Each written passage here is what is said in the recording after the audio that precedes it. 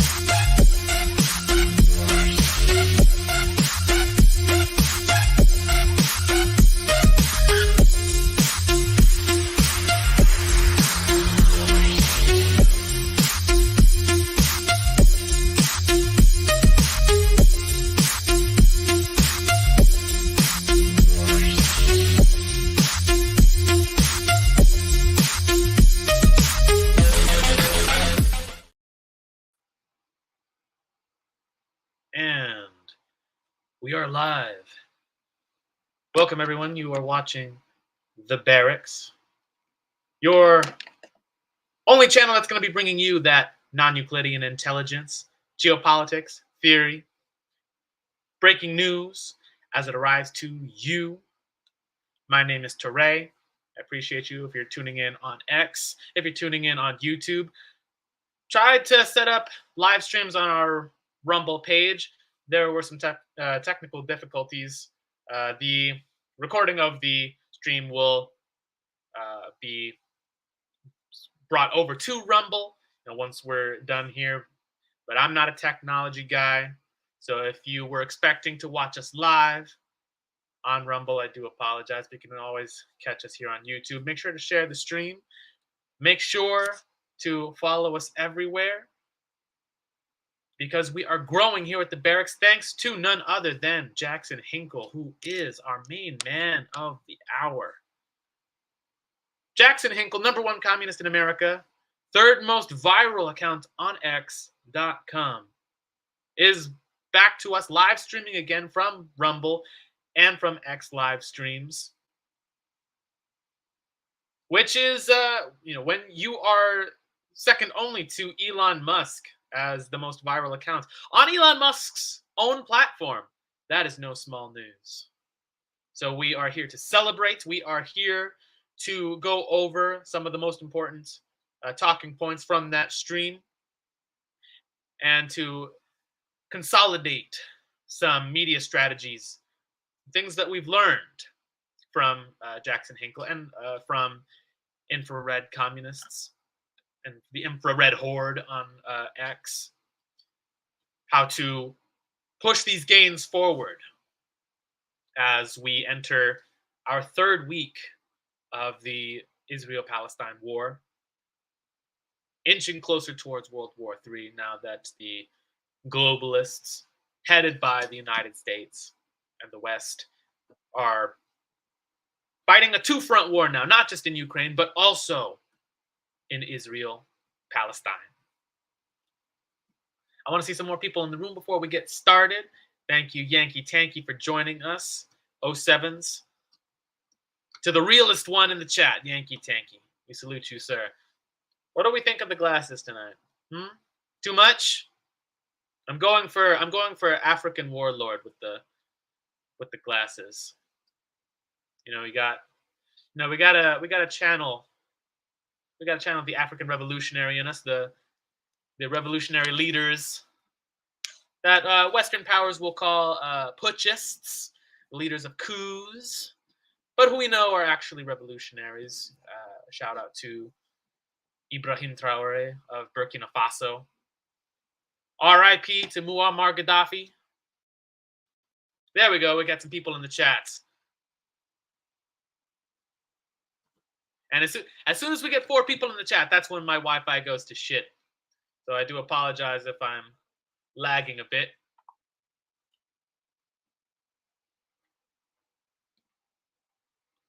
How you doing, Finn? Good to see you in the chat. Thank you for joining us.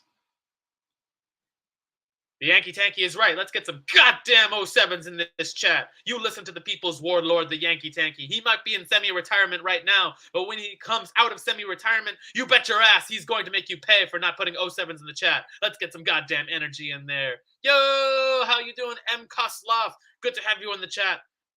We are in celebration mode today. I don't see enough people celebrating in this chat. The #1 communist in America, who is second only to Elon Musk on Elon Musk's own platform, is back live streaming, making a big splash today. We are celebrating. We are in the rolling semi-retirement of the Yankee Tanky. But semi-retirement is just a term we came up with in the backdoor channels of the people's deep state. We workshopped it a bit. We thought that this would be a good psychological operation against our enemies to make sure that they keep their defenses down.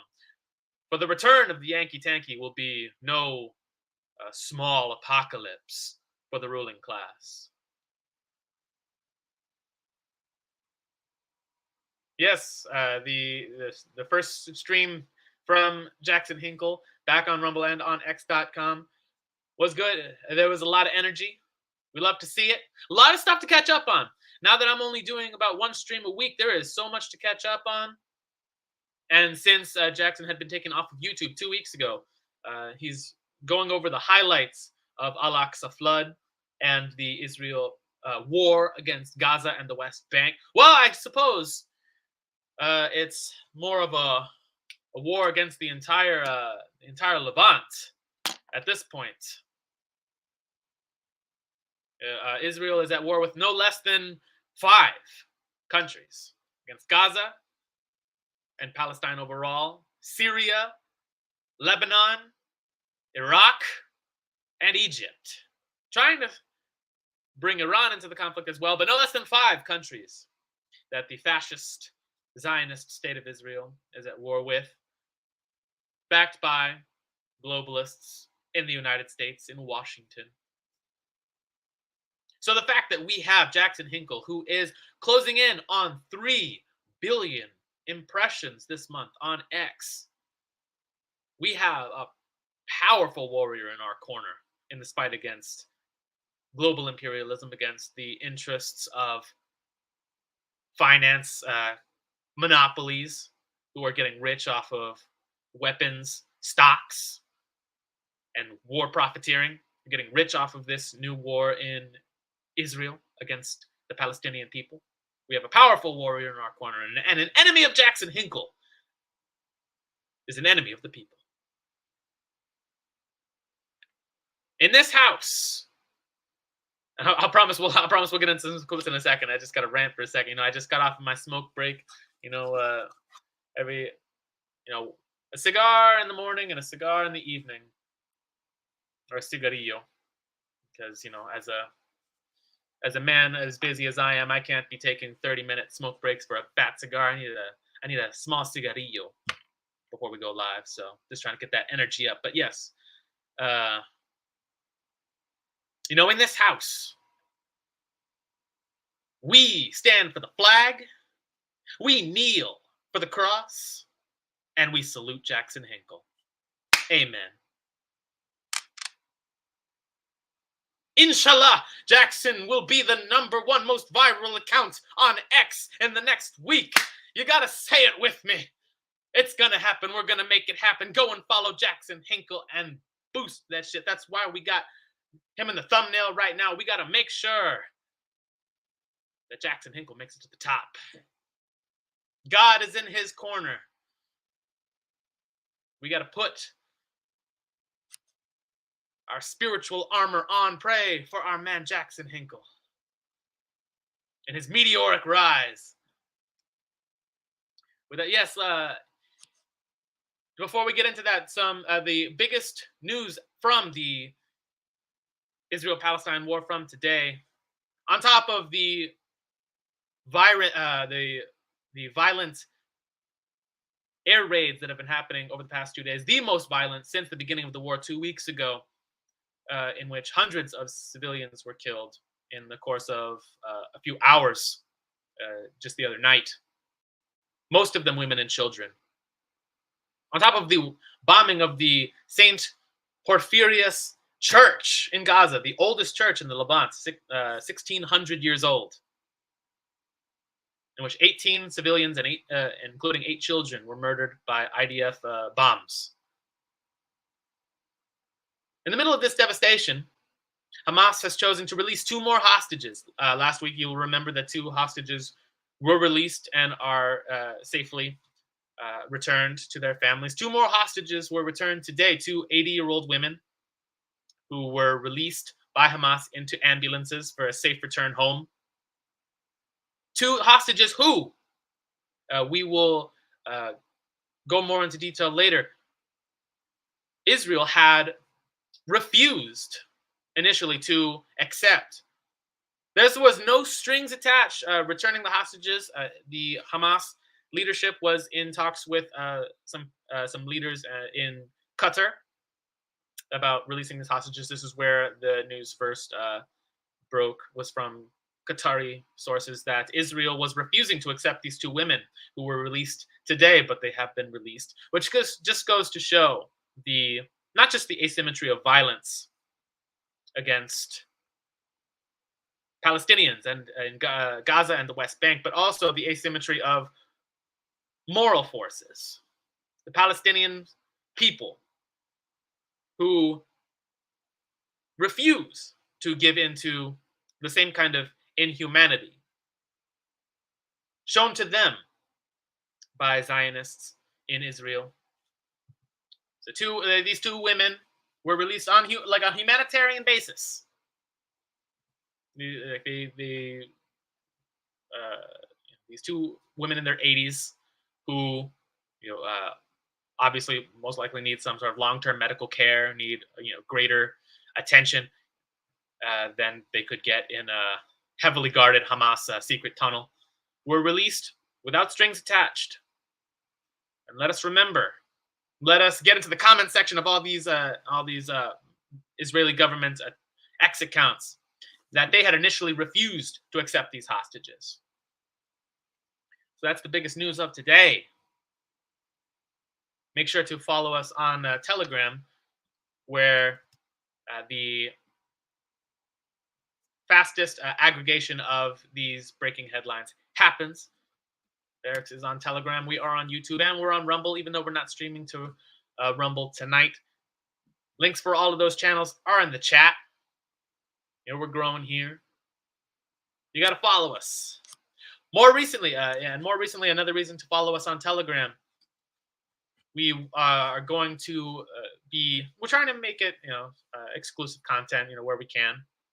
And following us on Telegram is also the best place to get book recommendations from us. The Barracks had started out as, it was one of our intentions, is to push more education amongst people who follow us. And the Yankee Tanky is probably still in the middle of reading Hegel. And the Milkman is pushing some of the books that he is reading into the Telegram chat. So we can expect updates about that more or less on a weekly basis. That's another reason to follow us on Telegram, because we are in an information war just as much as we are in a physical war. And we have to sharpen our minds as well as make savage our bodies. I agree. Eliminant. The Milkman. There's a reason the Milkman is the leader of the people's deep state. I am merely the face. I am merely the rugged face of the people's deep state. It is the Milkman who runs everything from the shadows. Shout out to the Milkman.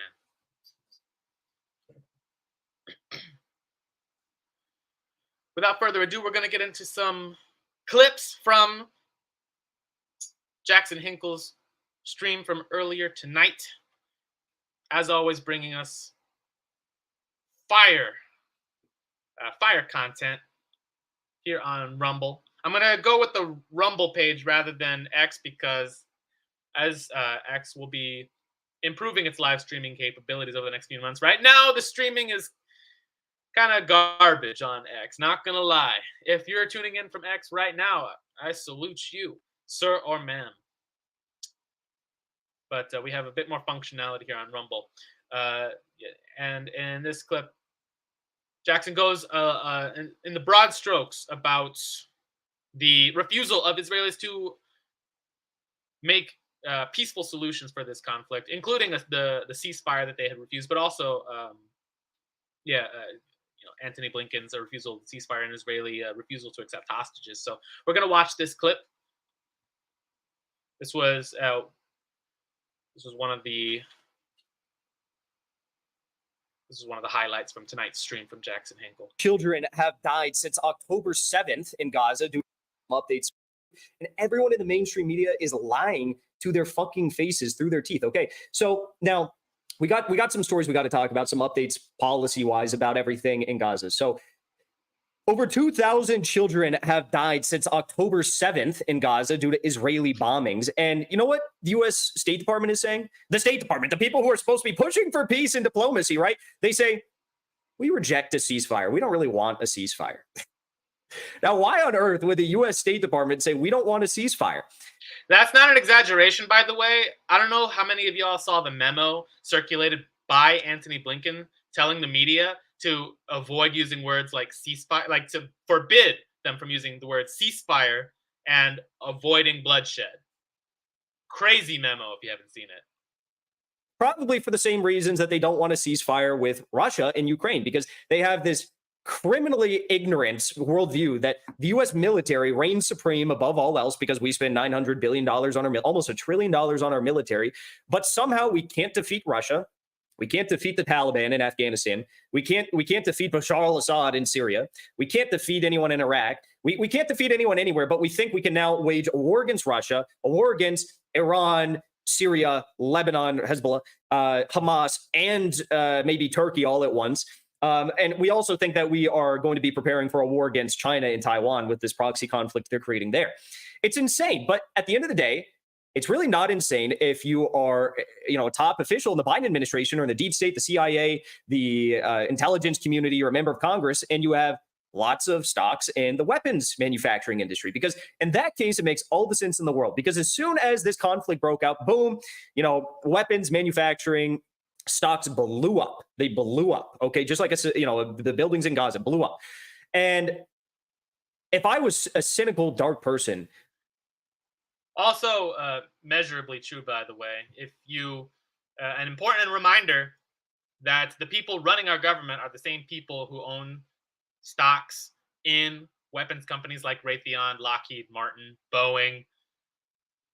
Not just that, but an important reminder that Lloyd Austin, the Secretary of Defense, was the former CEO of Raytheon, and now is, even after his retirement as CEO, he's still on the Raytheon board, which is a huge conflict of interest, but doesn't stop the deep state from putting him in a position where he speaks for the entire U.S. military. I guess you could hypothetically see this was happening and invest in it and make a lot of money. But I don't do that because I don't believe in these companies. They're for-profit, blood-sucking entities. But that's what happens every time a war breaks out, is the stocks of the Raytheon, Boeing, Lockheed Martin, Albert, all these companies, they just blow up, right? And who benefits from that? The politicians that are making the decisions to foment these wars and continue with them and turn them into endless wars. Okay. And Tucker Carlson actually talked about that with Colonel Douglas McGregor today. We're gonna react to that clip. It just came out. But look at this. Secretary of State Blinken was actually confronted about the mass slaughter of Palestinian children in Gaza on Face the Nation. And he said, no ceasefire. I don't want a ceasefire. Take a look at this clip. Turning the page to what has happened during the following 2 weeks. UNICEF says 1,524 children have been killed in the Gaza Strip during these bombings. Why isn't the U.S. calling for at least a temporary ceasefire? First, Margaret, when I hear the stories, when I see the pictures of young children who have lost their lives in this conflict that Hamas is making, whoever they He didn't see any pictures, by the way. There's no pictures because they don't exist. Israel just released the figures for the number of Israeli dead. The Palestinian Health Ministry has also been releasing numbers for their dead. Over 5,000 Palestinians have died in this conflict. Far and away, mostly civilian, 60% of them women and children. But the numbers for the 1,800 or so, I believe the number is, for Israeli dead were released. And the vast majority of them were military-age men. Not count, like, they're not releasing how many of those were actual militants, like IDF soldiers, because the Israeli government is cowards. But the pictures don't exist of dead babies, because in the bar that said people killed from age 0 to 3, babies, was exactly none in their own report. So those pictures don't exist. Antony Blinken, you're a liar. are, wherever they are, whether they're Palestinians, whether they're Israelis, whether they're Jews or Muslims. It hits me, and I know it hits virtually everyone right in the heart. And So this is Secretary of State performing for his next, Academy Awards or his next Oscars. It really hurts me. It really hurts my heart, my little black heart. I might believe you. I might believe you if your administration wasn't sending another $14 billion to Israel. They send them like $9 billion every year. I might believe you if we weren't sending another $14 billion to Israel right now and funding their terrorism and funding their war crimes and continuing the killing of already 2,000 plus, children in Gaza. I might believe you if you were calling for a ceasefire. I might believe you if you were doing anything to actually condemn these horrific war crimes. I might believe you then, but you're not. So I don't believe you. I might believe you if you were calling for a ceasefire in Ukraine and you weren't sending another $60 billion. I believe that's like the single largest aid package, military aid package we've sent to Ukraine, $60 billion. And no one's talking about it because we're talking about Israel, right? But that $60 billion to Ukraine, okay, I might believe you if you weren't doing those things, but you are, so I don't believe you. And that's why it's so important to do everything possible to protect them, and why it's so important to do everything possible to get assistance to those who need it. So why not ask for at least a temporary pause in the bombing, as was proposed at the UN this week? We've seen, first of all, that in order to get assistance in, we've had that happen. And you saw the first 20 trucks go in yesterday. So notice what's happening here. As I said, it was Secretary Blinken himself who circulated that memo forbidding U.S. media from acknowledging any sort of ceasefire. Like you have this woman asking him, it's like saying, why won't you acknowledge a ceasefire? Will you acknowledge a ceasefire? He won't even use the word.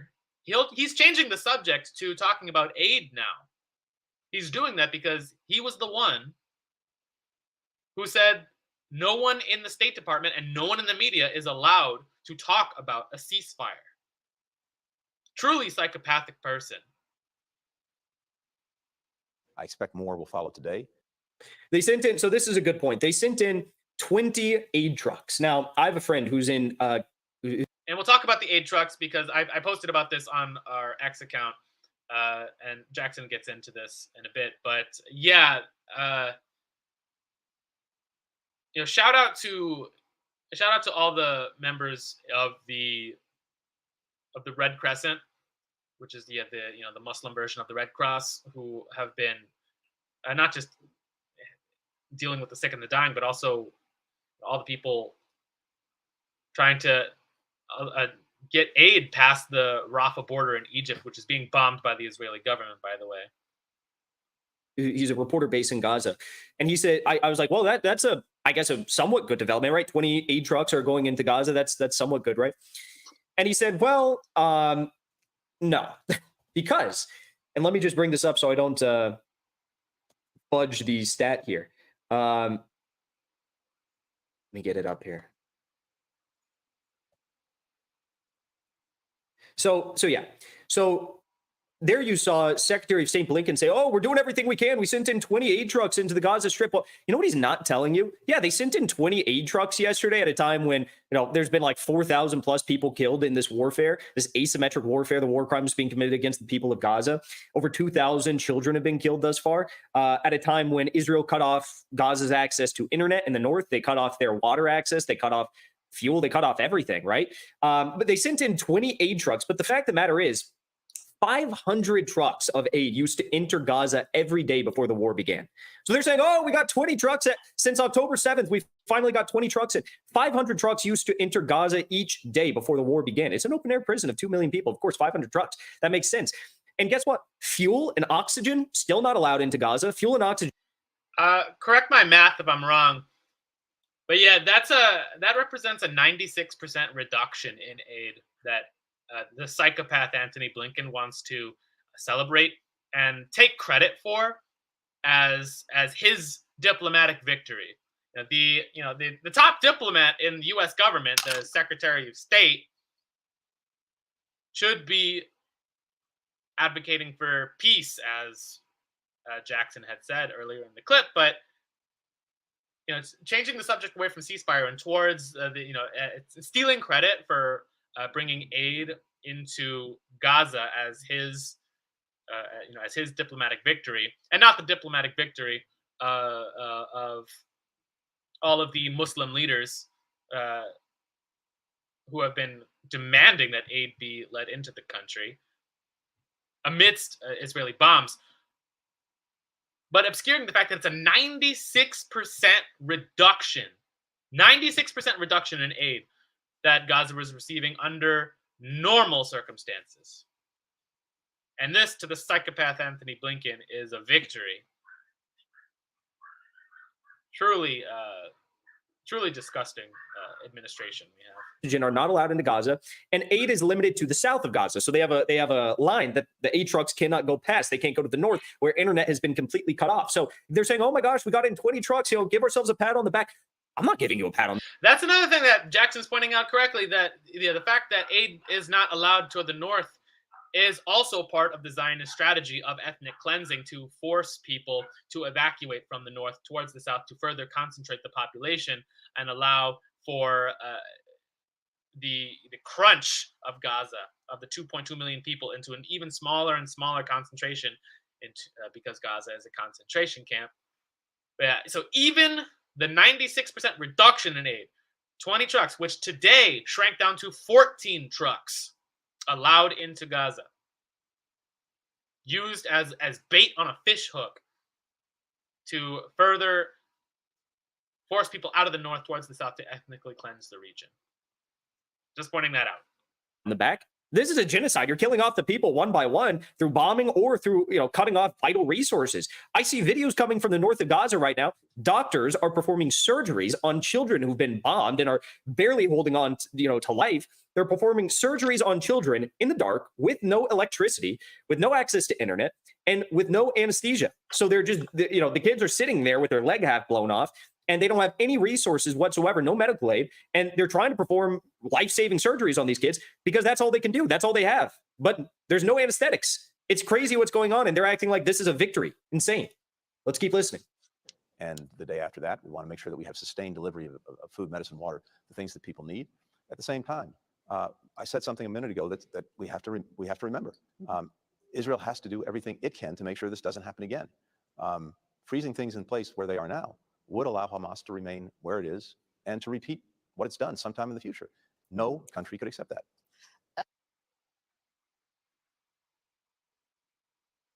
All right, I got to interrupt you guys. So that was it's just pathetic. It's just more lies and nonsense. And speaking of more lies, everyone go ratio Ben Shapiro. So Ben Shapiro just posted this new video. He's like the leader of and then so on top of the 30 ratios that Jackson has doled out to Ben Shapiro. You can go and do that now. You can still do. We're still ratioing Ben Shapiro on his most recent post, so you can just look up his account on X and the most recent video. It's like why Republicans are kicking themselves in the nuts or something.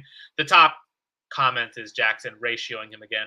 which is why Ben Shapiro is no longer posting nearly as often on X. He's just gone AWOL because he knows that Jackson Hinkle is going to be right below him, just ratioing him in the comment section.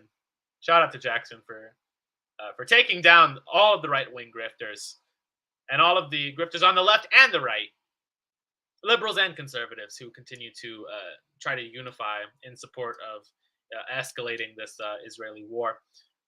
But yeah, so that was the first clip from the stream that was worth going over, just because, yeah, we're seeing that a lot in the media now of this humanitarian angle from the progressives in the country of think of the Palestinian humanity, get aid into the country, like, oh, we're giving aid into the country, but actually what they've successfully done, if you start from the beginning of the story before Al-Aqsa flood,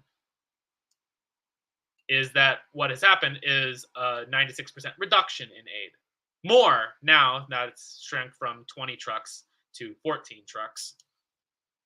South Gaza is out of fuel now. Hospitals are completely out of fuel and are shutting down, according to the Palestinian Health Ministry. So this quote-unquote humanitarian angle is nowhere near victory and is also used by the quote-unquote progressive Zionists to further ethnic cleansing of the region.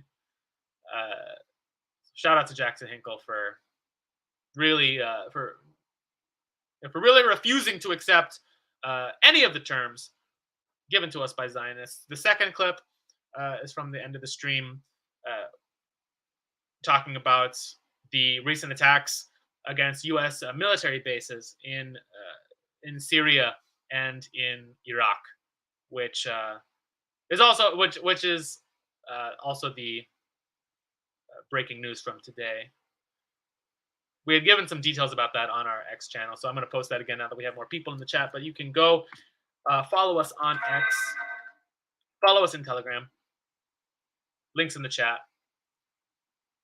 for all of the aggregated news going on about the conflict. So here is Jackson Hinkle talking about those attacks on U.S. Bases in Syria and Iraq. And then we are going to be done for tonight. And I'll be back tomorrow at some point, probably earlier again. But I do want to talk about this because this is crazy. So listen, over the past 24 hours, Israel has attacked Gaza, Central Palestine, Egypt, Syria, and Lebanon. Keep in mind, they're telling you that they are just fighting Hamas. Hamas is only located in Gaza, but they're blowing up stuff in the West Bank. They're blowing up stuff. They're blowing up the Syrian airports of Aleppo and Damascus. Keep in mind, Aleppo and Damascus are the oldest cities on the face of the earth, and they're just bombing them, leveling them, as they've done for years. They're bombing Egypt. They're bombing Lebanon. They're bombing anyone and everyone in sight but Hamas. They're bombing the Palestinian civilians. Over 4,000 killed, 2,400 or so of the children are the ones that have been killed in Gaza. They're literally bombing everyone but Hamas right now, okay? And it was just uncovered right before we went live that U.S. troops occupying Syria's Al-Omar oil field were just attacked. Now, why is this important? Well, first of all, you have to ask the question, why are U.S. troops still in Syria? Well, there's a good answer for that. They want to topple Bashar al-Assad. Now, Bashar al-Assad is an extremely base individual who's fought back against Israel, the United States. And I posted about that on the X account as well. The Islamic Resistance of Iraq has come out in a statement claiming responsibility for two of the three bases that were attacked. Islamic Resistance of Iraq has claimed responsibility for those drone attacks. So I'm not sure who's responsible for the third, but yeah, so not even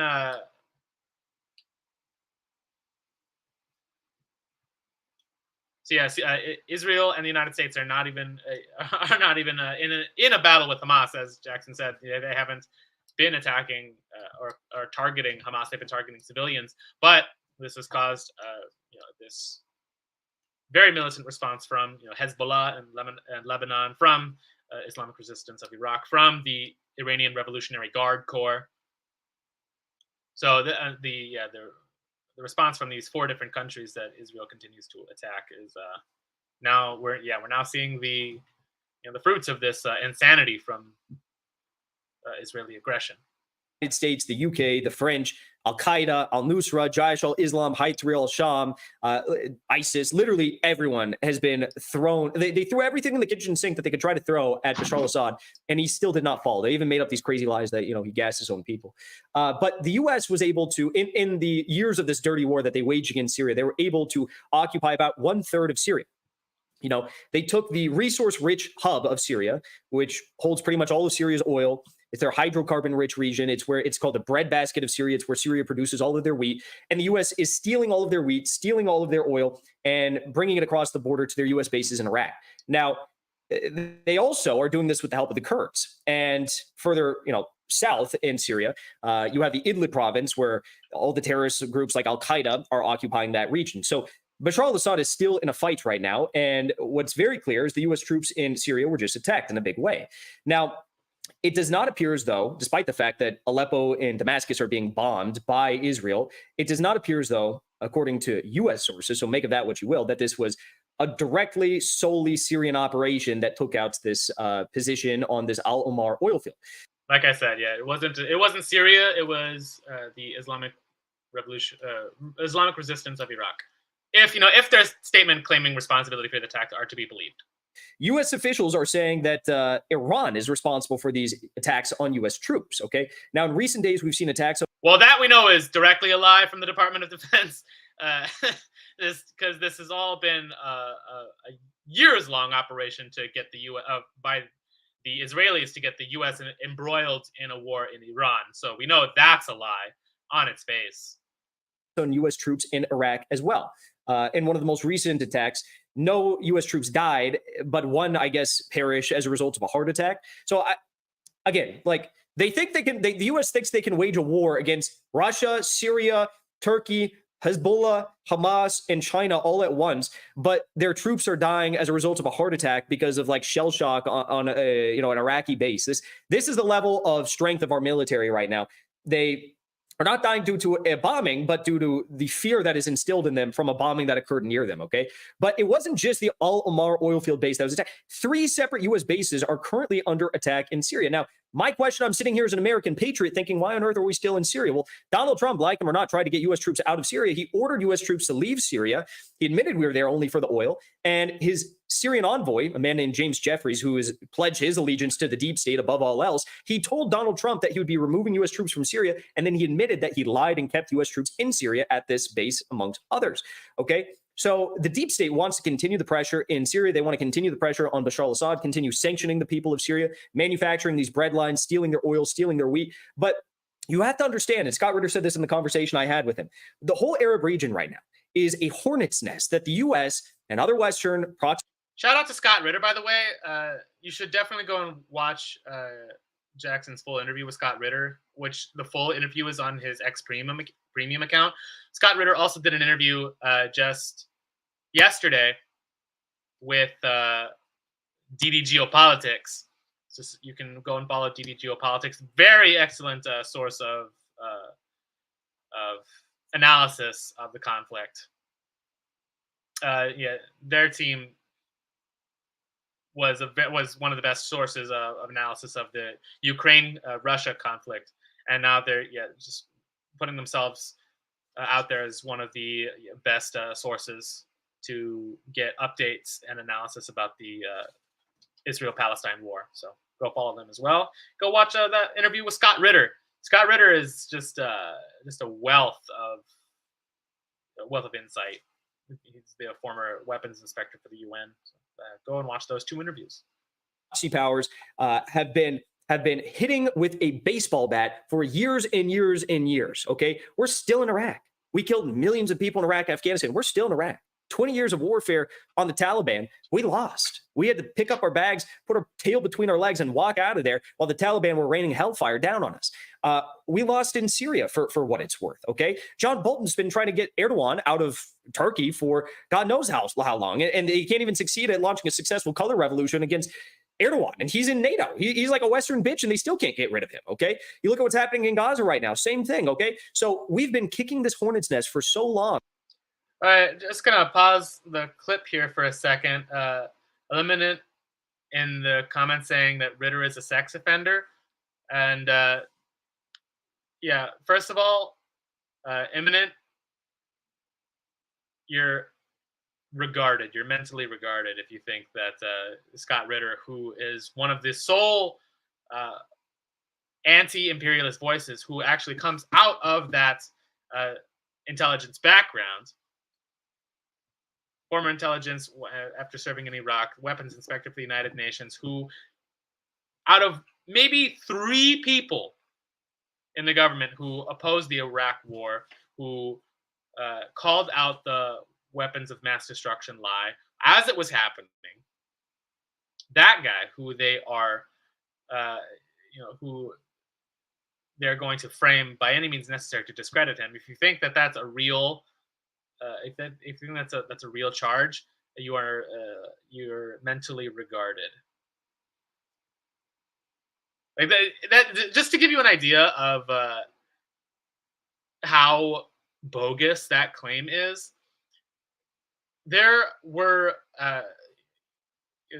stories coming out after during the Ukraine conflict of U.S. Intelligence spooks putting pornography, like illegal pornography, we know the kind, on people's laptops who are speaking out against the Ukraine war. Like this is evidence that they plant onto people's laptops in order to blackmail them, to silence them.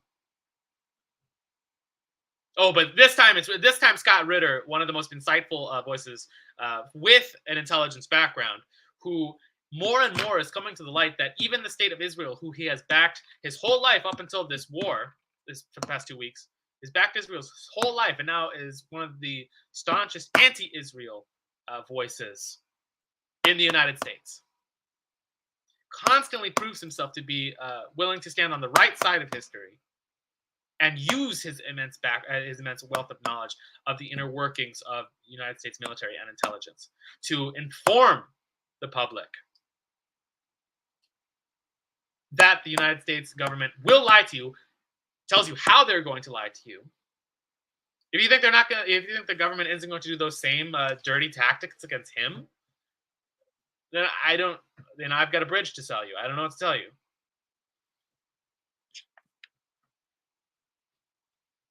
So yeah, don't come into my live stream pushing this CIA narrative, okay? And I think there's a very delusional, ignorant, and above all dangerous group of leaders that have a similar mindset with the Arab nations that they have with Russia. Russia, they thought they could take them out with this Ukraine proxy war. The Russian economy would be in tatters. Ukraine would be occupying parts of Russia's far west, and that would be that for Putin. He'd be out of power, okay? The same people who thought that think that they can create a new 6-day war and take on all the Arab nations and destroy them within a week. I'm sorry. I'm mad about this comment. Eminent. Like, people like the Steele dossier against Trump was pushing this lie about like the P-tape. You remember the P-tape scandal? I know you remember the P-tape scandal because it was hilarious when it came out. But this clearly fake, evidence that members of the intelligence mafia in the government were holding over Trump as they were starting this smear campaign. Completely fake story. That's what they do all the time. All the time they do this. We don't have to go back, 50, 60 years in history to look at all the things that the CIA has done to long dead revolutionaries like members of the Black Panther Party and smears of sex scandals against, Black Panther Party, against Martin Luther King, against Marcus Garvey. That they're not doing again. To people who, aren't even revolutionary, who are just staunch opponents of war, and for that reason alone are enemies of the intelligence mafias of war profiteers.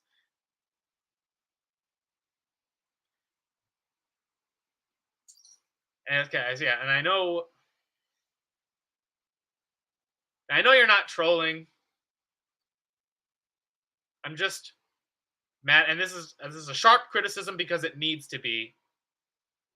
It's a sharp criticism because, like, this pernicious idea that sometimes, sometimes government narratives can be trusted. Sometimes, like, with this is how deeply ingrained this like Me Too bullshit of, believe all women, which really just means believe the government.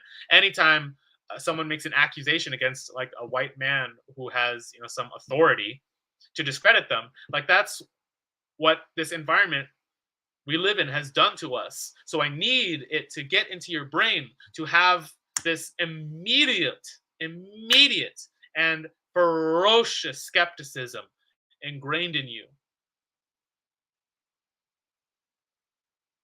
Immediate and ferocious skepticism. See, I'm sorry that the criticism is sharp. I don't actually, think you're mentally deficient. I'm just putting it into language that makes it stick in your head, that the minute you let down that skepticism is the minute that all of these sources that are giving you the ammunition to fight the information war become closed off to you. Scott Ritter, Douglas McGregor, Ray McGovern, Max Blumenthal, Jackson Hinkle, me. On the very bottom of that totem pole, I shouldn't be putting myself in the same caliber as those men. Those men are amazing. But it's going to be used against all of us, and it has been used by Jackson Hinkle. They're doing it to Jackson Hinkle too, not top level government officials yet, but these ankle biters on X who were saying like, oh yeah, Jackson Hinkle was framed by the Russian government for these sex scandals that he had with young boys. If you look at the comment section on some of Jackson's posts, where you have these haters and ankle biters and wreckers, it's clearly false lies. But what they're doing is auditioning for prominent roles in in these informant circles because of this same atmosphere of this blind willingness to trust the narrative that white men in positions of authority can't be trusted universally, whether they're Zionist or anti-Zionist. It's their identity as white men in positions of authority, which means that they should be distrusted. But it's them who are doing the most. I don't see like fat LGBT brown immigrant people in the pseudo left doing as much damage to to the Zionist lobbies as Jackson or Scott Ritter or Douglas McGregor. Sorry, but that's just now a measurable fact. Now that Jackson Hinkle is has 3 billion impressions this month and is a worldwide name now, has gained 1 million followers in a week. Yeah, like that's the effect that this guy has now, that this kind of power he has, where single-handedly, thank you, Tron, for pointing this out, that he ratios Biden, like the president of the United States, and the Israeli accounts now, like at Israel, at IDF, or the digital spokespeople for the Israeli government, like Hanania Naftali or Jonathan, I forget his name, Jonathan Kronikis. But single-handedly, Jackson has allowed us in the anti-imperialist camp, in the communist camp, to reach parity with the intelligence mafia or with globalist government accounts, with their media machine. Single-handedly has allowed us to reach parity. We are on equal footing with them and winning, growing, while their influence is getting smaller. So our level of skepticism against these hegemonic narratives, against the mainstream media narratives and intelligence accusations against the voices who have allowed Jackson Hinkle to reach this point, our skepticism against them needs to be higher than it's ever been.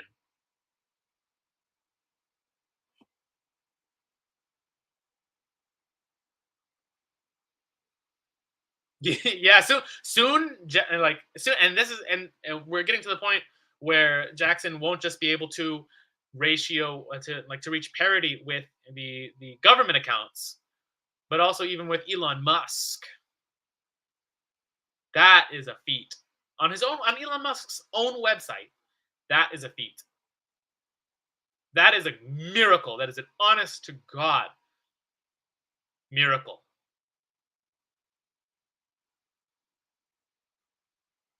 So yeah, we're gonna go back into the clip, but that an important discussion that needs to be had, honestly. That's not going to happen. It's just simply not going to happen. If we take these nations to war, we are. Thank you all who are tuning in, by the way, before we get into the clip. Thank you all for tuning in. We right now are watching a clip from Jackson Hinkle. If you had just tuned in the middle of the stream, Jackson Hinkle talking about the recent attacks against 3 U.S. military bases in Syria and Iraq, reacting to his return to live streaming on Rumble. Going to lose. There's no other way to spin it. We are going to lose. We're going to have countless people who die. We're going to have another endless war on our hands. But this time, it's not going to be as pretty for the United States. We've got 10 to 12,000 men in the Eastern Mediterranean right now. We got 300,000 reservists that the IDF just called. It's not going to be pretty. It's not going to be pretty. So I'm praying for peace. I'm trying to expose the Zionist propaganda. You all are helping me each and every day. We are the 3rd most viral account on X worldwide right now. By the end of this week, we're going to be the most viral account on X. You guys are here on Rumble. You're here on X. Thank you so much for the support. If you want to continue helping support my work and exposing the war pigs, the Zionist lies, consider subscribing to my X Premium for $3. You can do it by just clicking the subscribe button on my X profile, or you can subscribe to my locals by clicking the join button below this live stream on Rumble right now, the little red join button. Thank you so much for all your support. Thank you for being here when I needed you most, when I got banned from YouTube. It's been a great first stream back. We had 2,000 plus people on Rumble. We've had 1,500 people on X. That's a record on us for us on X. So thank you so much for the support. I'll see you all next time. I might be back live tomorrow, and help me continue exposing these lies, because it's not going to be. Are we at the end of the clip already? That's fine.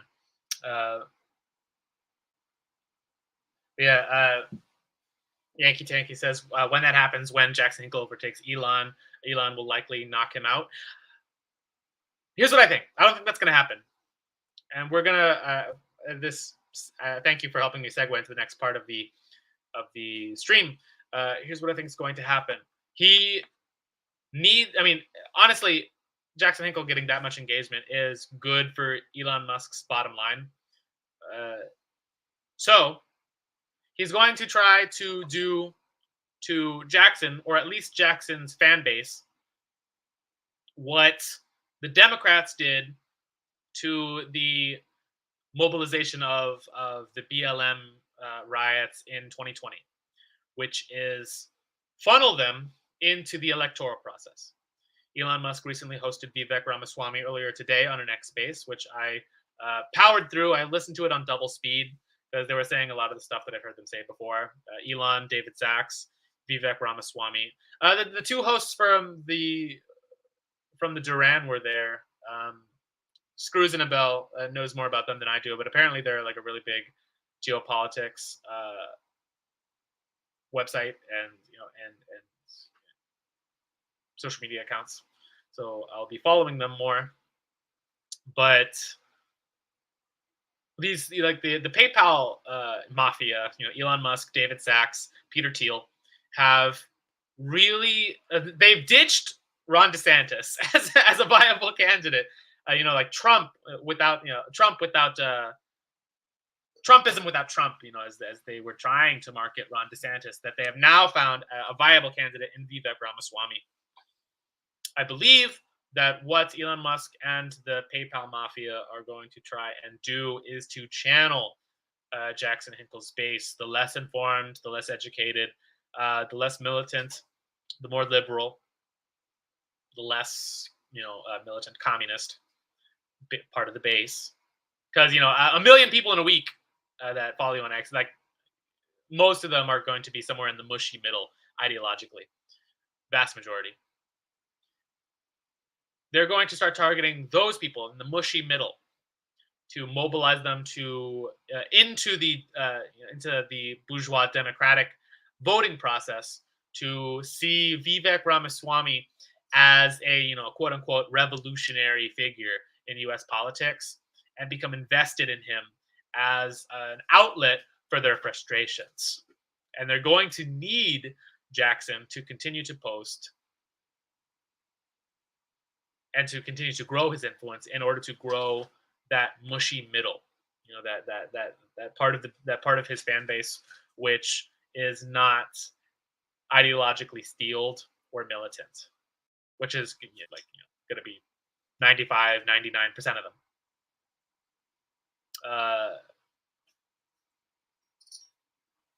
Yeah, that's what I believe is going to happen. We'll see.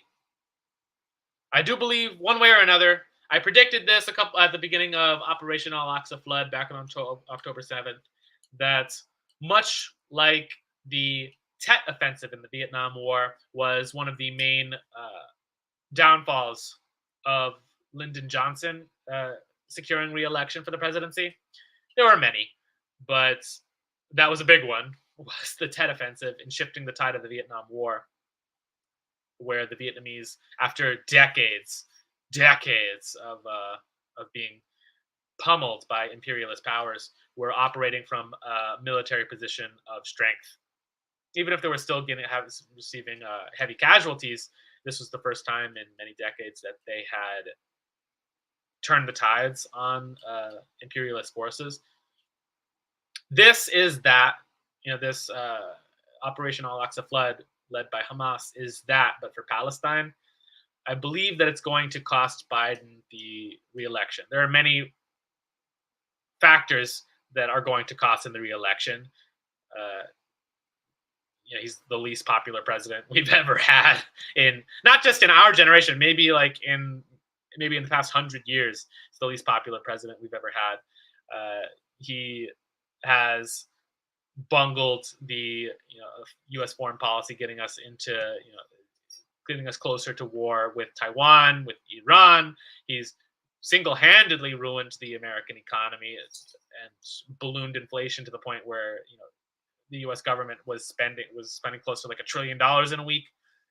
But this is going to be a very heavy blow against him. I think it could be the straw that broke the camel's back. And without a Biden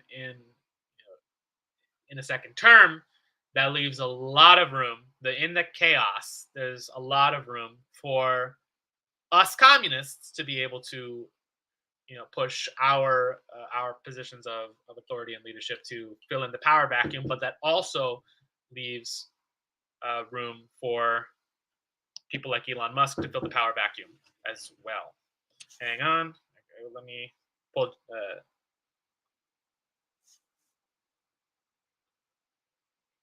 Going to.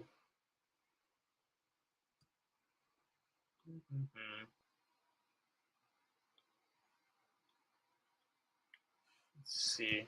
Got to take care of my. Got to take care of my cat for a second. I apologize. This is what happens when you get a cat. You now suddenly have to deal with.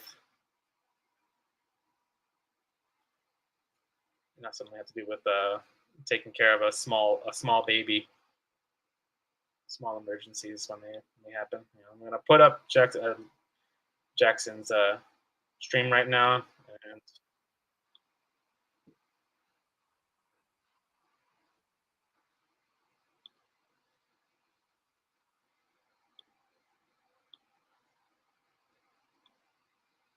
So yeah.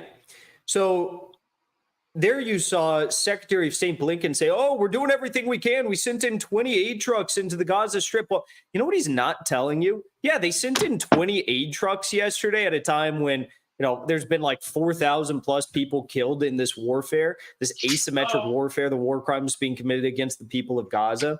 Over 2,000 children have been killed thus far, at a time when Israel cut off Gaza's access to internet in the north. They cut off their water access. They cut off fuel. They cut off everything, right? But they sent in 20 aid trucks. But the fact of the matter is, 500 trucks of aid used to enter Gaza every day before the war began. So they're saying, oh, we got 20 trucks since October 7th. We finally got 20 trucks in. 500 trucks used to enter Gaza each day before the war began. It's an open air prison of 2 million people. Of course, 500 trucks. That makes sense. And guess what? Fuel and oxygen still not allowed into Gaza. Fuel and oxygen are not allowed into Gaza, and aid is limited to the south of Gaza. So they have a line that the aid trucks cannot go past. They can't go to the north where internet has been completely cut off. So they're saying, "Oh my gosh, we got in 20 trucks. Give ourselves a pat on the back." I'm not giving you a pat on the back. This is a genocide. You're killing off the people one by one through bombing or through, cutting off vital resources. I see videos coming from the north of Gaza right now. Doctors are performing surgeries on children who've been bombed and are barely holding on, to life. They're performing surgeries on children in the dark with no electricity, with no access to internet, and with no anesthesia. So they're just, the kids are sitting there with their leg half blown off, and they don't have any resources whatsoever, no medical aid. And they're trying to perform life-saving surgeries on these kids because that's all they can do. That's all they have. But there's no anesthetics. It's crazy what's going on, and they're acting like this is a victory. Insane. Let's keep listening. And the day after.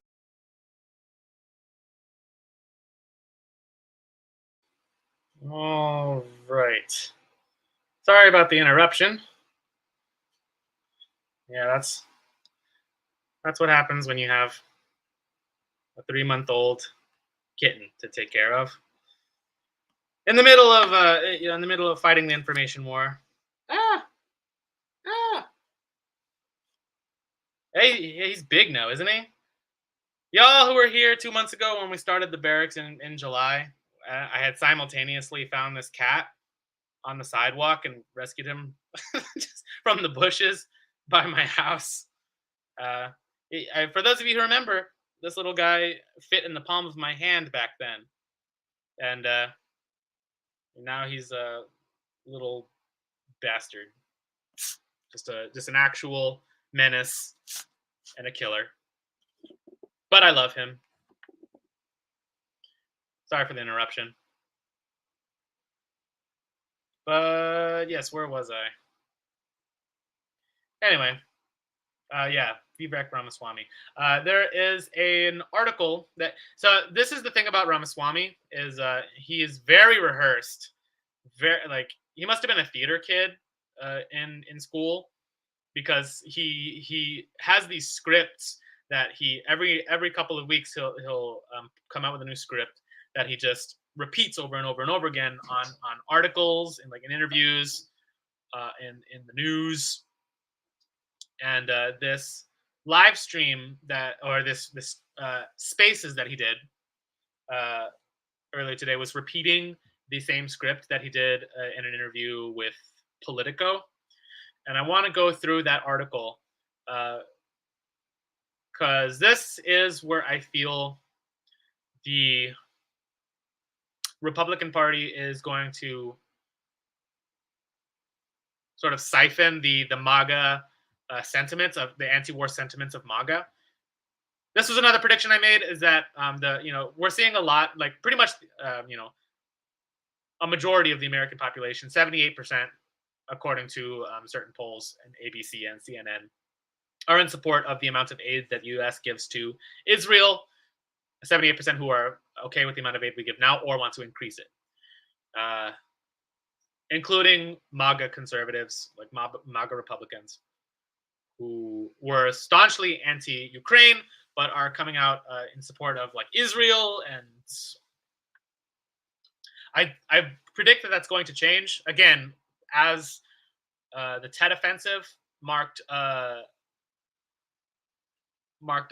shift, a paradigm shift in U.S. sentiments toward the Vietnam War. I believe Al-Aqsa Flood will be the paradigm shift in U.S. sentiments towards Zionism and towards the Israeli state as a whole.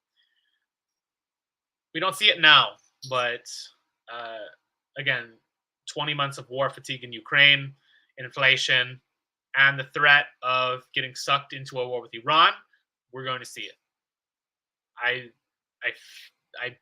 I'm willing to bet you money we're going to see it. yeah, we can't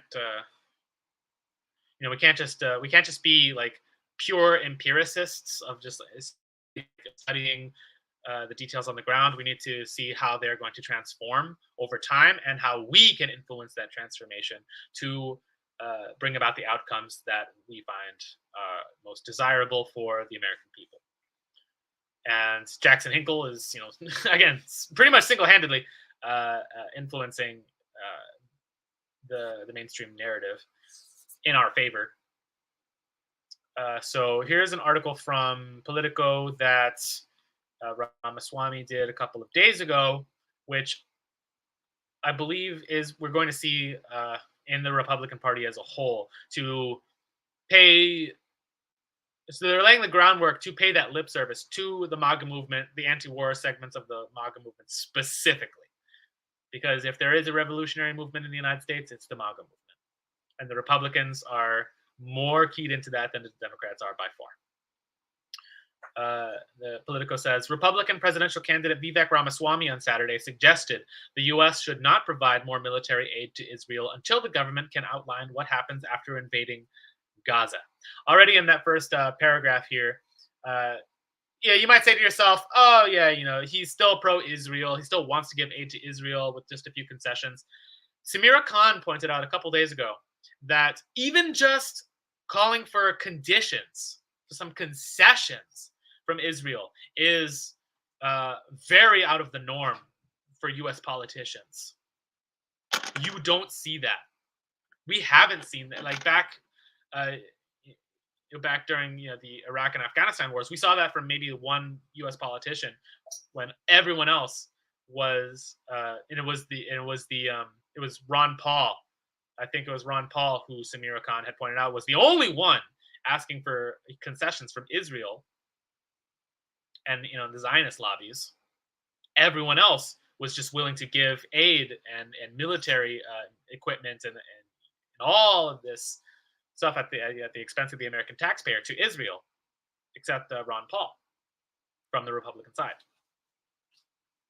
And the same is happening now with Vivek Ramaswamy.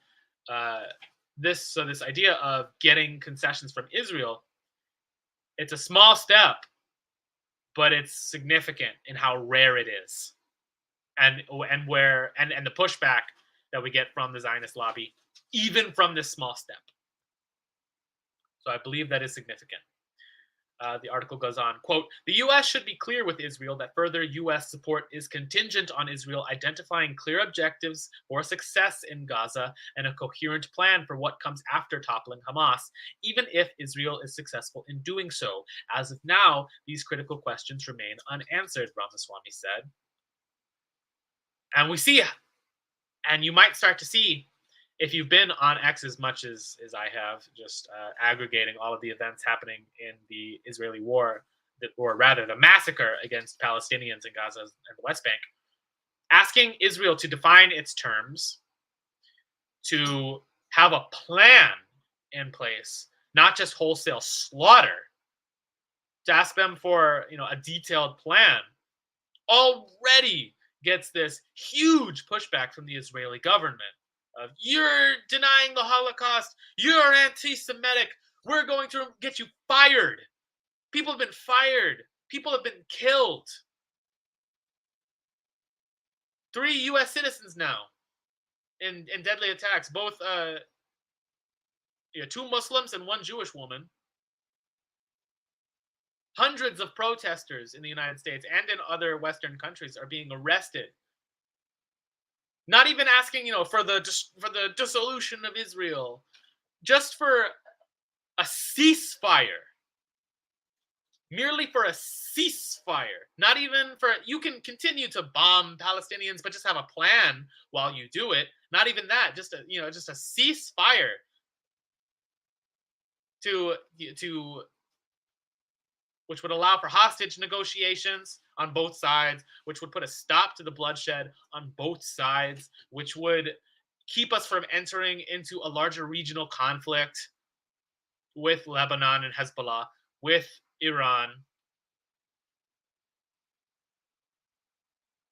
100 Jewish kids and 20 rabbis were arrested on DC The other day, Marjorie Taylor Greene was calling for their prosecution and arrest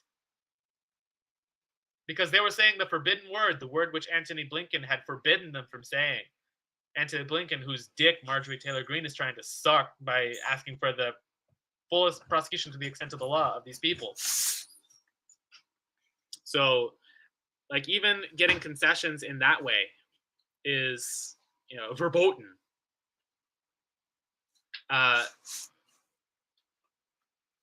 So I don't think this is an insignificant thing. Again, I do think, we in the the communist camp and the anti-imperialist camp, shouldn't be giving it to concessions, considering Palestine and the Muslim world is operating from a position of strength in terms of pushing out imperialist powers. But like we're seeing the beginnings of a paradigm shift now. That's the top establishment candidate, Ramaswamy, who is second place only to Trump, is not even fringe politicians like Rand Paul, son of Ron Paul, who is also asking for concessions, but he's not a major player in U.S. politics. Vivek is the top 2 candidate for the Republican primary. Oh, hang on. Screws in a Bell says, reports coming in that Israel has begun launching offensive against the targets in Gaza and the West Bank. Is this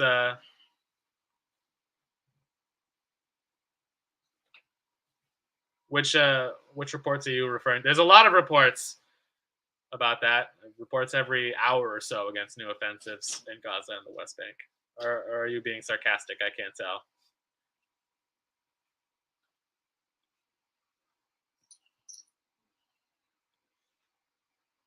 But yeah, I had mentioned, the 3 American citizens who were killed.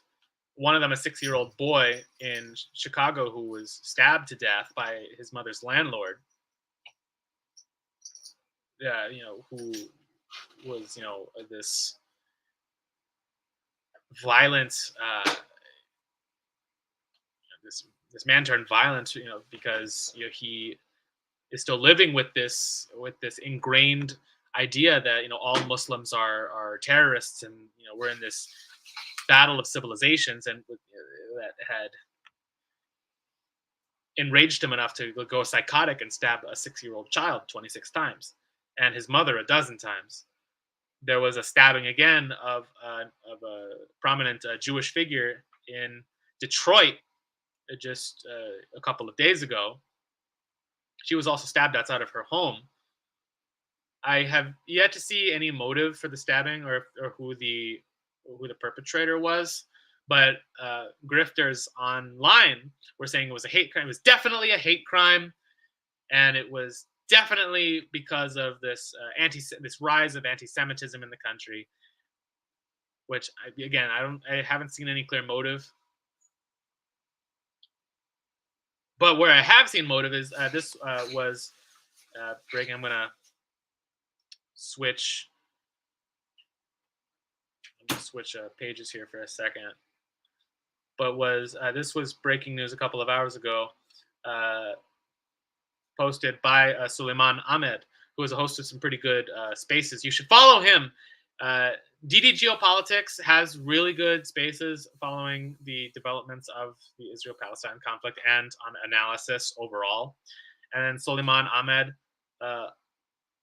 hosts really good spaces. Him and his colleagues had broken. According to them, they had broken the fake news of the 40 beheaded babies narrative that was being pushed 2 weeks ago. Like, it was him and his colleagues who did the research and were hosting a space, days and days and days. They were hosting spaces and they had broke the story that the 40 beheaded babies was fake. So go follow him. He broke this story today on X, at least, because I haven't seen any. I was searching before we went live. I was trying to look on Google to see if this made the news, but I didn't see it. He says, breaking: U.S. Muslim on life support after Israeli terrorist attack. In Ohio this time, an Israeli terrorist ran over a man whilst yelling, "Kill all Palestinians, long live Israel." He then allegedly turned around and hit the man while shouting, "Die." So this is a third. This man is on life support now.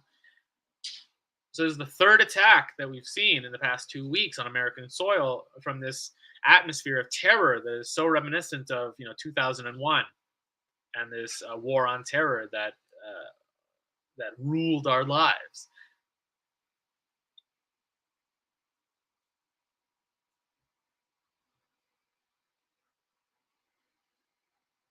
You guys are looking for the reports in the comments. I appreciate that. Look at us, the people's deep state coming together for open source intelligence.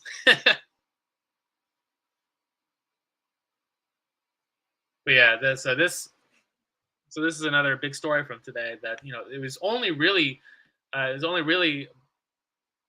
we are privileged to see because of these prominent voices like Suleiman Ahmed on X, not anywhere else, not on CNN, not on Fox.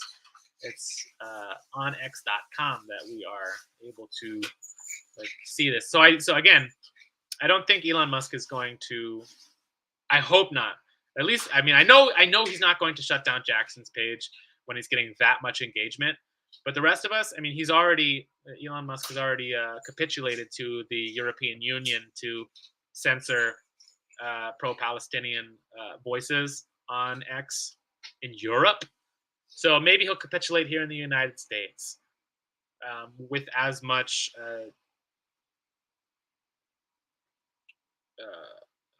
content and reactions that Jackson is generating. I don't think it's going to happen, at least on an individual basis.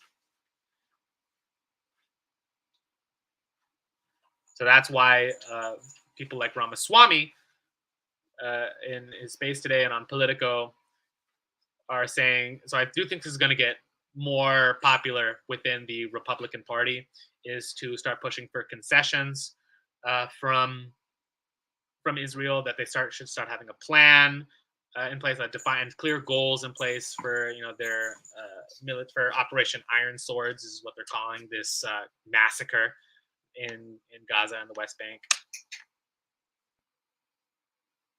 And not to say that we should capitulate with Republican demands, that we should vote for Vivek Ramaswamy. I'm saying that our current strategy of holding no quarter, of having no compromise with Zionists and pointing out the lies of the Israeli government on X and in general, if you happen like some people want to go to protests, I'm not going to stop you. Just keeping that momentum going of no compromise to further allow the development of splits in the U.S. government for how to best recuperate this anti-imperialist sentiment, to absorb it. By recuperate, I mean absorb it back into the democratic voting process, and declaw it in that way. As Israel is operating from a position of weakness in Operation Al-Aqsa Flood, the U.S. Government is operating from a position of weakness in terms of anti-war sentiments. And just as Israel is going to lose this conflict eventually, it might take a week, it might take 10 years, it might take 100 years.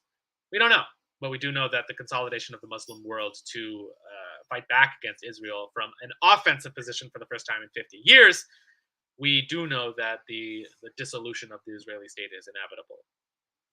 That's not my opinion. That's just a historical fact. The cracks in the U.S. government are going to get more prominent, and we should use the opportunity to our advantage. Tron in the comments says, alert, Israeli ground offensive against Gaza last night. Israeli Merkava tanks, thousands of ground troops attempted to incur on the Gaza Strip from covered by Israeli artillery. Yeah, I mean, last night, that was probably why they had the most violent series of air raids that Gaza had seen in the past, since the beginning of the war. Was so so there were tanks on the ground in Gaza? Is that what you're saying, or were they just amassing on the border? Because I hadn't seen any chatter today on the Israeli or the Palestinian side that tanks were in Gaza, or from American media. But you're not going to see any useful information from American media. I try to stick to Palestinian and Israeli sources. Yeah. Yes, Yankee Tanky says, I will continue to support Palestine. Their liberation is linked to our liberation at home, 100%. So, yeah, I won't go back into the political article. I think you get the gist of it. That the Republican Party, more so than the Democrat Party, is going to be pushing towards concessions, which we should continue. And we should continue to not validate this electoral process of, oh yeah, Vivek Ramaswamy said that we should make sure Israel is more thoughtful in how they massacre Palestinian civilians. We should vote for him, therefore, and we should vote away fascism.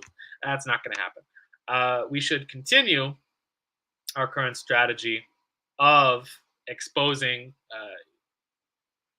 lies of Israeli war crimes, of how many war crimes they've committed, the murder of children, women, bombing of churches, hospitals.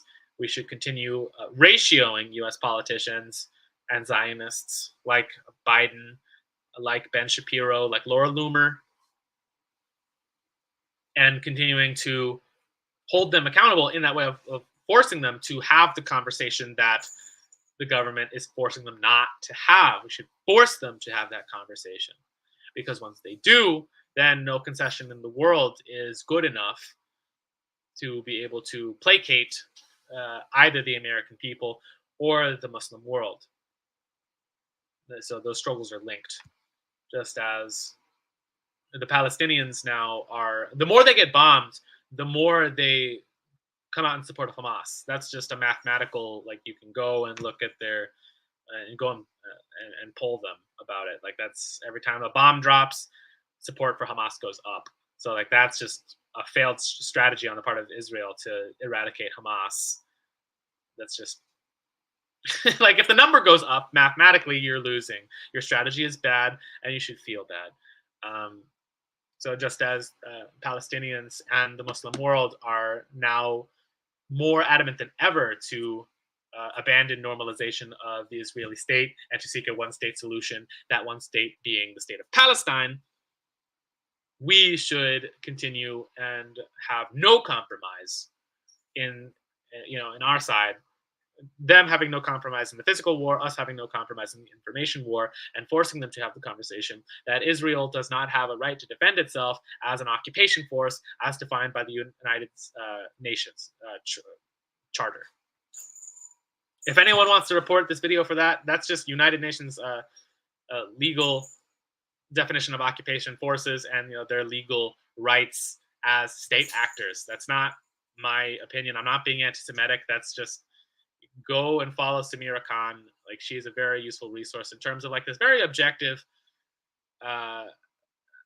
standpoint of, if Israel wants to drop bombs on Gaza, again, I can't personally stop them. UN lawyers and peacekeepers and watchdogs and and members of the media, we physically can't stop Israel from dropping those bombs or building up siege walls surrounding Gaza. We can't stop them. What we can do is say, if you're going to act as the aggressor in that case, then the occupied forces, which are the Palestinians, do have a right to defend themselves. They are the ones who have the right to defend themselves. And you are operating from an offensive position, so this is just a situation that you have created. There is no defending yourself in that position. You are the aggressor. The only means of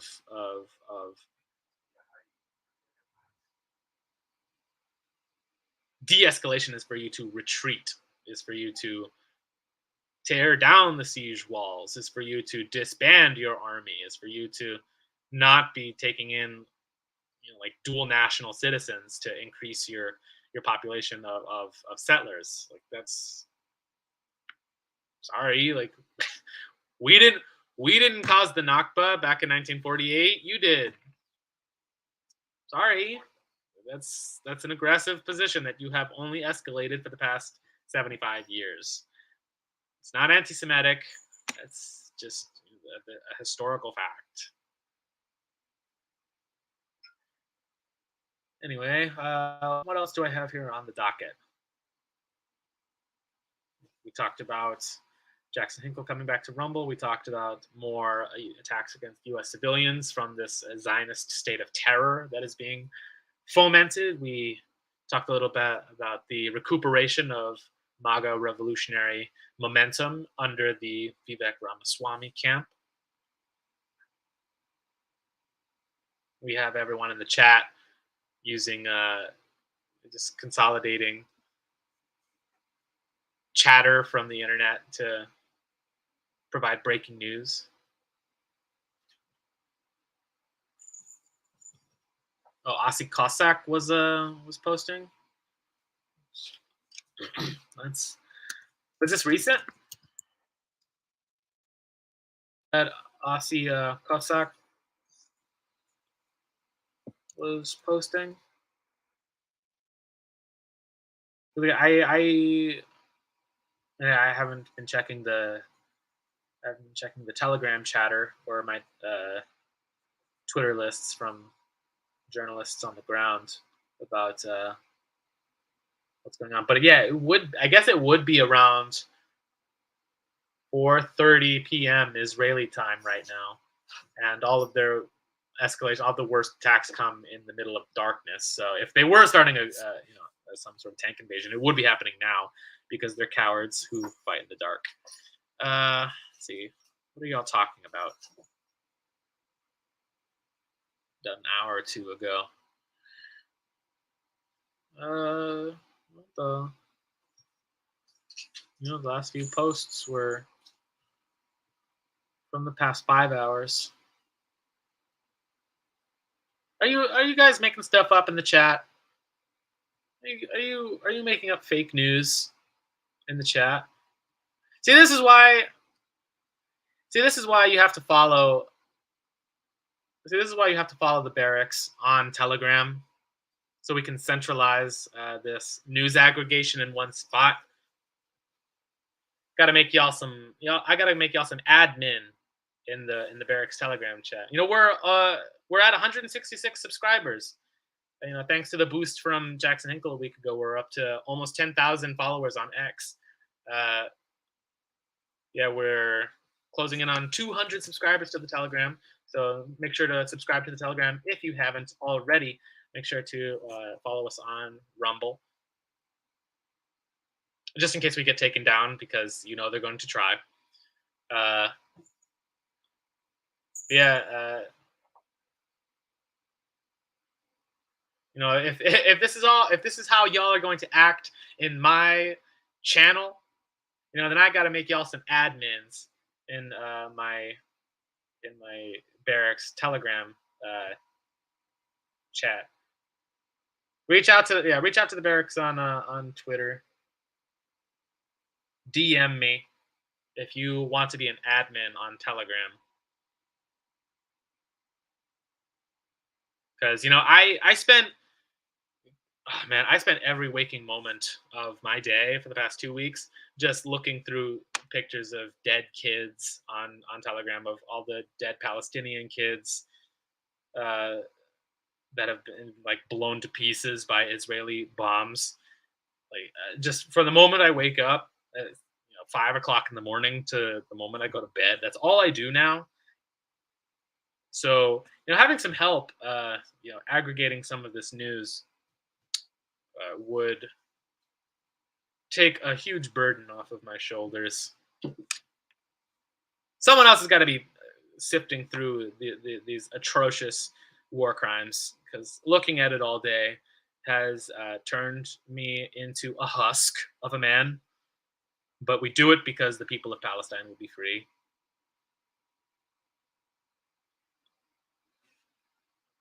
Thank you, Tron. Yes, join the Telegram. I posted the link tree in the chat.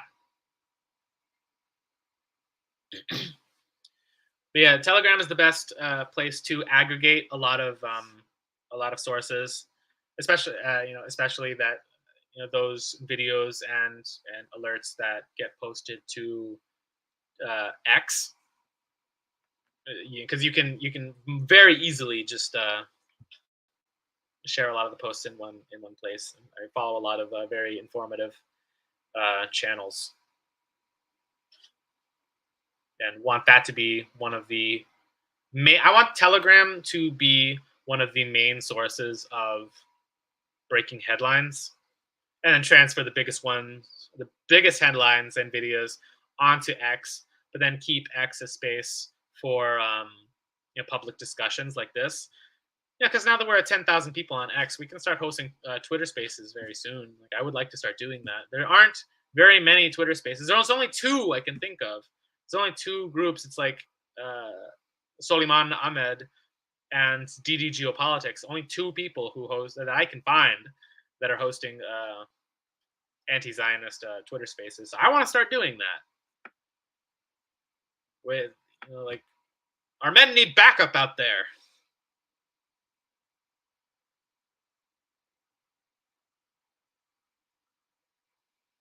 Would you approach other channels on YouTube? Yeah, I need to do that. There are people I've been meaning to reach out to have collab streams, but I've just been very busy. I work 55, sometimes 60 hours a week on top of doing the Barracks, so it's just I put it on the back burner.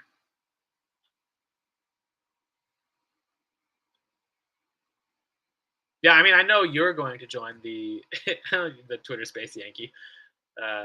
We gotta make sure to invite guests, speakers, and have plenty of news to put up to talk about, to update the people in such a forum. We got to generate we have to generate the talking points, which I think Telegram is the best place to do, especially because you can moderate it.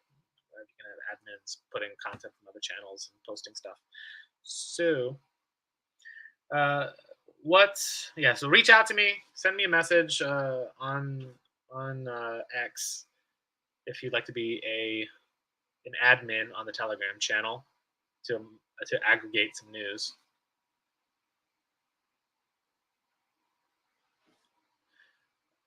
What else did I want to talk about? No, that's everything I had to say. Yes, shout out. So I guess we're at an hour 36.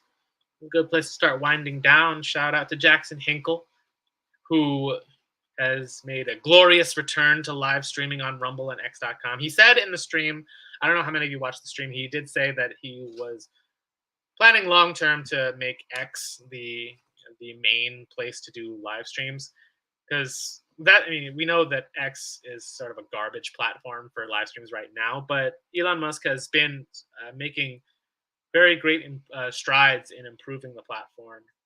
So it's only a matter of time before live streams become much more user friendly. That's what I would like to do as well, is make X the main spot for live streams. But we're not there yet, so in the meantime we have to keep posting to YouTube. But we are glad to see such enormous strides in the public conversation, spearheaded by Jackson Hinkle, me holding down the rear guard over at the Barracks. That being said, thank you all so much for sticking with the stream this long. Some final housekeeping things, like the video, subscribe on YouTube if you're watching on YouTube, or to X if you're watching on the X live stream. I put the link for the link tree in the YouTube chat. Follow us there. Link tree is in the bio on X.com. You can follow us on Telegram, on X, on Rumble. We have a TikTok account. I'm strategizing of how we can grow the TikTok account. I know that Midwestern Marks has had great success in using TikTok to post skits to raise consciousness on TikTok in that way. You know, he's had like 6 accounts at this point that have gone up and been taken down, and gone up and been taken down. But he grows his TikTok to like hundreds of thousands of followers. They using the skit format. I want to do that on TikTok, but again, I need y'all's help to do that because I can't do it by myself with everything else that I'm doing. Shout out to everyone who's followed us thus far. 07's in the chat. With that, you will probably see me in a week here live streaming either over the weekend or whenever my next day off is going to be. Your boy works hard. So I got to work even harder to keep you informed. And that's all I got, folks. I'm out.